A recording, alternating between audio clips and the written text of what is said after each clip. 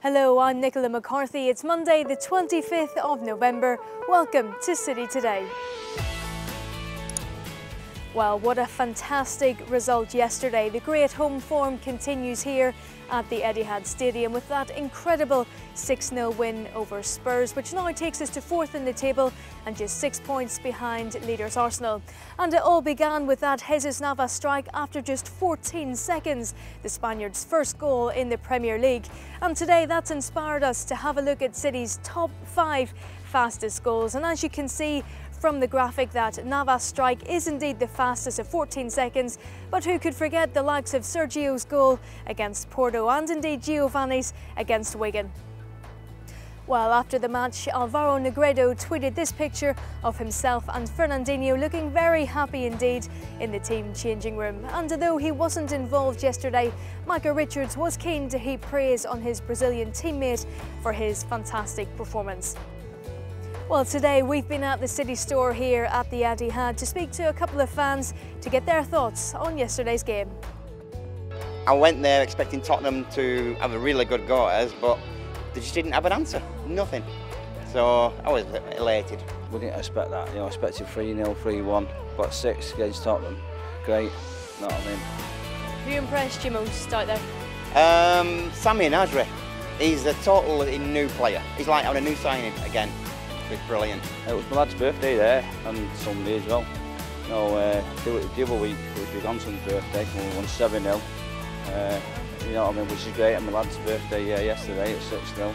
Can't ask for more than that. The atmosphere was bouncy today as well. Brilliant. Well, just like the senior team, the under-18s are also the top goal scorers in their league. The 5-3 win away at Blackburn at the weekend was Jason Wilcox's side 5th consecutive win. This goal was the best of Thierry Ambrose's hat-trick, and you can see the full highlights of the game on City TV on Wednesday.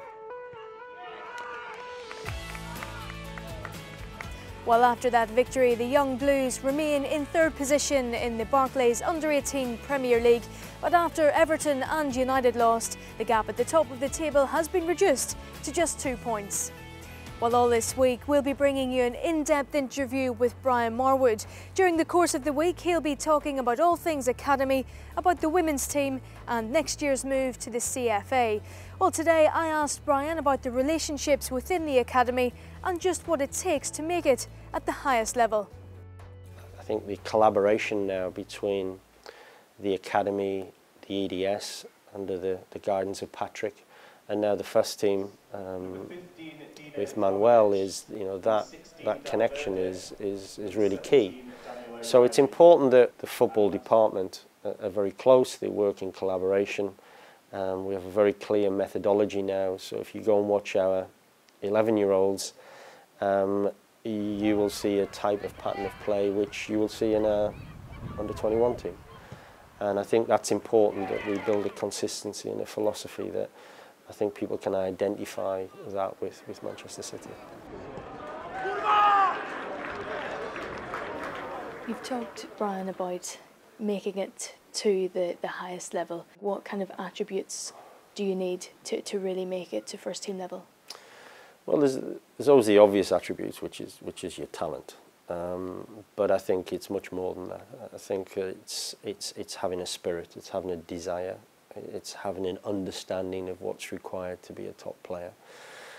It's always a challenge for development of young players is that they come into contact with different influences that can either make or break them. And it's important to us to try and eliminate any of the negative forces that some of our young players may come into contact with, and try and concentrate and focus and show them what is required to be a top professional. And we have some great mentors, some great role models. People like James Milner, Vincent Kompany, Pablo Zabaleta have already been down to the academy, spoke to the players. And then the rest is, they say always lead by example. Now, at your age it's difficult, because if you knew half of the mistakes I made at your age, I was getting thrown out of every single team I was in, or every single school I was in, because I just wasn't the person I am now. But just try and do what's good for your team, always. They're always there to help our young players.